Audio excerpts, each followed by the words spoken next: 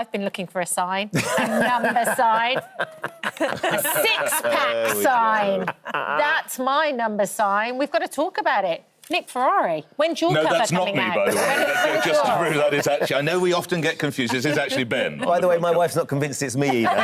Just to make you feel a bit better. Well, we're not just talking the news. Ben is making the news. Never mind the row over reset or winter fuel payments. This will warm a few people up, because there he is on the front cover of Men's Health. Congratulations. I understand you last did this in 2012, and it's a reprise from all those years ago. It is in all the newspapers. And I note a line you told the Daily Mirror. Go on. I've got to have enough protein. For the love of God, how many chickens do you eat to look like that? Are running for their life. Well, as we found out yesterday, we had Dr. Rupi in. Halloumi doesn't have to be chicken. No. There's all sorts of sources of protein. Okay. I do think, and as I got this in 2012 as well when I did it, but understanding the nutritional value is 80% of sorting yourself out. You get your food right, then the rest of it goes with it, for sure. Well, the team wanted... Sorry, but the team wanted to mark the occasion, so they've had a special copy made straight from Men's Health, and this is for you. The team are very, very keen. Wow. So that's not for me, it's the whole production team. If you could open it now, they'd be jolly grateful. The editor I've not got the strength to open it. The editor-in-chief of Men's Health said inspirational, incredible and impressive are just a few of the words that spring to There you mind go. describing this month. That's amazing. That's the front cover that the nation... That's what they're crying out for. That is brick. That has to go in your office or somewhere. I'm having that. Thank you to the team. Not at all. Well That's done, certainly Sue. what I needed. I had to do that last week without your knowledge. They took me into a side room and said, get your shirt off. I thought, hooray, at last. Nick that would have been a Ferrari, picture. bravo. I Amazing. love it. But love thank you it. to everyone. I've had some really incredible messages. I think one of the things that's the point of it is, I did it for myself, but I wanted to sort of see if I could do it. I'm turning 50. Often you think, you know, things change when you turn 50. Are you turning 50? Because I wasn't sure. I've turned for a 50. Have I minute. talked about it? But also, just, you know, that I can do it. If there's people out there that fancy doing something like that, you can put your mind to it. You can make a big difference. Put your trainers on. That's what you said, Anne. It is the hardest step. Put your trainers on. But honestly, he looks amazing, doesn't he? Absolutely amazing. Yeah. I mean, only having seen you with your clothes on, I was flabbergasted. Your gas was flabbered, they say. She said something a bit hotter than that downstairs, but I'll keep that between us. It's me, favourite. OK, should we talk EU trade deals? Yes. Shall we do that? Let's get into the nitty-gritty. The UK and the European Union have agreed a major new deal. Could part of this deal help us get on holiday quicker? I don't think they're going to let us do this. No, I think this is definitely a step in the right direction to getting a bit closer to the front of the queue. So what's actually in the wording that has been agreed is that there is now no legal barrier why we can't use the faster gates. But it is going to be up to the individual countries to kind of allow us to go through on the e-gates to go that bit quicker. So there is a big... Because people want Brits to go on holiday, spend their money, have a good time, there is a real motivation now that we could go to the front of the queue. Do you think, because I think it's down to there, essentially, it's up to whether it's possible, whether they choose to let it happen, do you think those countries will, Nick? Well, this is the problem, and Alison is, of course, right. It is a step in the right direction, and let's face it, we don't want to be at the back of the queue, the back of the line. But it's also worth noting, and each of the European countries can choose their own particular discipline or administration here, and it's already in the papers today, and many of your viewers will be looking forward to holiday in Spain, and I hope they have a great time, but it doesn't look as though it's going to be in place by this summer for people going to Spain, and that's our number one holiday destination. We're yet to hear from Italy, we're yet to hear from France and other countries. But look, Alison is right. We want to be friends, we want to be neighbourly, we want to get on. So if we're moving along the line, but sadly for your viewers, to your point, I don't think it'll help this It won't not summer. for this it'll but I think by next summer we will definitely it'll be easier. Do you not think some of the wording is a bit too vague, like where appropriate and things like that? But I think because at the moment we're just beginning on this sort of reset. And there's lots of areas where we might not have got everything we want, but it's an awful lot better situation than we were in a couple of days ago. Positive thinking. Does it also mean that by the time we get to next year's Eurovision, we might get a few votes as well? They might have accepted it. If we get through the e-gates, they'll give us a few votes as well. Yeah. Maybe we should have just Brexited that as well. You know, we're out. We're coming out. Let's talk about our third talking point. This will be an issue that is familiar to many of you, I'm sure, about footballs being kicked into the back garden. Well, this is where neighbours don't get on. So we're trying to get on with our neighbours across the channel. This is down to Winchester. A couple have been awarded damages because a football landing in your garden is a crime, and they've got £1,000. But let's put this into significance. over an 11-month period, the footballs landed is 170 times over 11 months. That is a lot.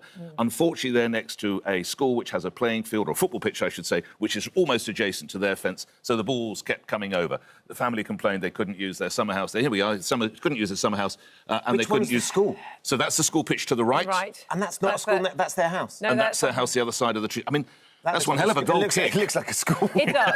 I mean, I can understand if you are constantly having football, you've got a very small garden, you're constantly having footballs or whatever come over. That is really upsetting. However, in this situation, the school have gone to the lengths of putting a net. After there was a lot of balls, they put a net over the pitch. And they... over the pitch? Yes, over the top of the pitch. And then they also reduced the hours that it was being used. And yet still, the next-door neighbours went on and on about it. And even the judge said that they'd lost all perspective on this. And I just sort of think, isn't it great that you've got kids out there doing something, kicking a ball around, rather than sitting indoors on their Game Boys? 170 times you've got to throw the ball back. Over 12 But it's months. hardly, like, right next to their house, is it? It can be, like, because I've had two boys play football in the back Yeah. garden, the Yeah. ball went I've had over two boys, regularly, and we'd go and knock on the door. Yeah. And it gets wearing. I know it gets Yeah. wearing for Yeah. our neighbour. In fact, we've had to move because... No, we haven't had to move. We haven't had to move because of it. And you feel... And I know the boy... And you feel guilty because the ball's gone over the fence again. Yes. But if they've put the net over the top, that must have stopped some of it. Yeah, no, I think so. So the numbers have come right down since they put the net over the top. But So working with the school to find a solution, it sounds like the school were trying to make it work for them. I Need just to go to court. always think whenever you see those signs up saying no ball games, Yes. you know, I mean, don't we want kids outside having fun? Of course we need kids Good. outside. Well, there we go, then. But they don't want their plants smashed and things like that, because a heavy football might break, I don't know, some plants or whatever they've got there. That's quite impressive to get a football Yeah, over those No, you've got one hell of a trees. kick. It's like full, Yeah. it's a full-on tree. We did Beckham, it's David Beckham, by the way. It's his personal training pitch. We should have said that. £1,000. Wow. £1,000, indeed. What about attention? Children don't read long books, apparently. How's your attention span? How are your boys' attention span, Alison? It's not great. I mean, some of mine's not great, but I think theirs is really poor. But I think the idea, even not that long ago, when people were going reading those massive Harry Potter books when they first came out, yeah. I just don't know whether people are reading that now, because if you're just so used to looking at things on Snapchat and TikTok, which got really short, everyone's attention spans are getting shorter. And I think what you lose from that is you get that immediate dopamine hit of scrolling, but you lose that long sort of read and the sort of sense of satisfaction you get with that. Well, the proof of the pudding is in the reading, because this is Anthony Horowitz who said that. Just to remind all your viewers, Foyle's War, Midsummer Murders, phenomenally successful, Stormbreaker now. But if we move from one very successful author to another, the Harry Potter series, I think this probably tells us everything we need to know. When the book started, J.K. Rowling did 700 pages. Now they're 470 pages. So I think that is proof that probably the children really aren't absorbing as much of the material. But personally, I don't know about you, Alison, but I don't need a book at night. As long as I've got Men's Health as long as I've got Men's Health by my bed, and just something to give me inspiration as I approach 90. Just for a few seconds before you go to sleep. And you don't need to read the words. I don't know about you, but I'm off happily slumbering whenever I reach for that. Claire says the same. Yeah. Oh, Claire, my poor Lord. Claire. Lord, oh, Lord. Should we talk about criminals? Yeah, let's Should we talk do about that? banning Criminals, convicts from football yeah, matches. could face changes in the way they serve their sentences, with punishments being tailored to what would be the most disruptive to their lives, including banning them from football matches, travelling, social media. So this is all part of the big sentencing review that we've been looking at the moment, because, I mean, one of the crucial problems at the moment is there's a real shortage of prison spaces. Yeah. And also the other problem is we've put loads of people in prison in this country, and actually it's not really doing very much to reduce the reoffending. So what we're going to do about it, and the idea is you come up with more tailored sentences. So for somebody who might be really well off, and so fining them isn't really going to mean much, you could ban them from going to football if that's something they really love, or ban them from driving if they really love fast cars. Right, as a follower of Leicester City, it would be punishment to make me watch them this season. That would be it. Hold on a second, Nick. We're going to get your thoughts. We're going to have to go to the weather. We'll get your thoughts on this after the break. Right. Because we're just going to have So to nip to think the weather about- quickly. think But about I think how sentencing you could review be is no punished. bad thing, I think. Trying to find a way to target those people specifically. Let's see. We'll see you after. Sentencing review. Keir Starmer's due to be published later on this week. The idea, Nick, some of the sentences could be more bespoke depending on what it is the criminal has done and what they love doing. Exactly as Alison was saying. So if you've been convicted of some kind of football offence, you'll be banned from seeing your favourite football team. But this all comes back to what we talked about after the Labour Party conference, because the government inherited a crisis in the jails, we have to be fair. They've got to think outside the box, as Alison rightly said. And the other idea is that effectively you could keep a prisoner in, I'm going to say his, in his own home by tagging him or by making sure that he's got to keep this with him all the time. And the view is that for many prisoners, that is worse than being in a cell because they don't like their wives. The wife can say, put the shelves up in the bathroom or change the baby or do this or do that. So they go, oh, God, I wish I was back in the cell. So they will behave better and not reoffend. And it's cheaper. The present cell is their home because we can keep them housed with that. And also, there is the idea that you can reintegrate them back into society a bit quicker that way as well. I mean, obviously, the flip side to that is that people want to see people being punished when they've done bad things. So we do still need to keep that element within the criminal justice system as well.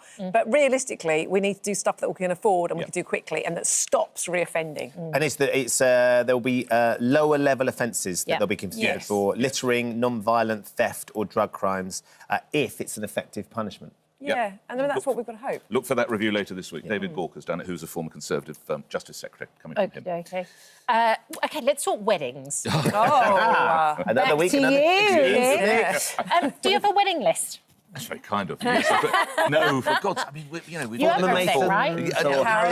You've got all your saucepans. Well, a new wedding gift list has been launched by Tesco after they found out that newlyweds preferred more practical gifts. So things like toilet rolls, kitchen rolls, antibacterial hand wash. I mean... Nothing says love like an antibacterial hand wash. What about this? For couples who appreciate a cosy night in, there's £39 I Love Brew gift containing 6 months' supply of tea and biscuits, Alison. I mean, it's all there, isn't it? Or you can go really upmarket for the dine-in dates package, where you get sort of a ready meal and a bottle of wine. But I'm getting you the antibacterial hand wash. Well, that's, I mean, yes, I would think our friendship deserves nothing Well, less. it's funny you say that. You haven't got a wedding list, but we have put together... Oh, no. Wow, our art department has been so busy. Wedding things. You've got that is brilliant. Toilet roll, his look at and hers toilet roll. That's you and Claire on every wipe. There's the kitchen roll for you there. Antibacterial mug. I don't know what that is. Ferrari bin liners. Bin liners. Right, there's not. So the whole thing. This is for you and Claire. I'm so proud. That's so kind. Thank you very much. The wedding starts here. Yes, it does. Yes, I can see that. I bet she can't wait to use that. She cannot wait to use that. Lots of our viewers have been getting in touch regarding some of the more interesting wedding gifts they got. Helen said she got a first aid kit as a wedding gift. Joe said, my mum and dad were gifted just the rooftop part of an ornament for their 25th wedding anniversary. No idea who gave it to them or where the rest of the building was, but it was very carefully wrapped in the tissue paper in a box. Elaine says, my wedding in 2008, our next door neighbours wanted our house to match. So they gifted us window lead to turn our double-glazed windows into diamond shapes like theirs. Oh, Mary said, I received a big, and I mean a big box of sugar cubes 50 years ago. I love that, Mary. Lots of people interested in what those wedding gifts should be. Oh, hello. Thank you for visiting our This Morning YouTube channel. We upload tons of new content every single day. So hit the subscribe button, like all the videos, and don't miss out. We'll see you in the morning.